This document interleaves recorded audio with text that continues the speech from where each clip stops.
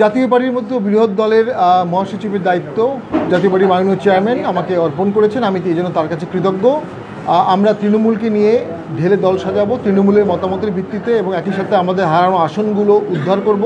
জেলা পর্যায়ে যাব, বিভাগীয় পর্যায়ে যাব।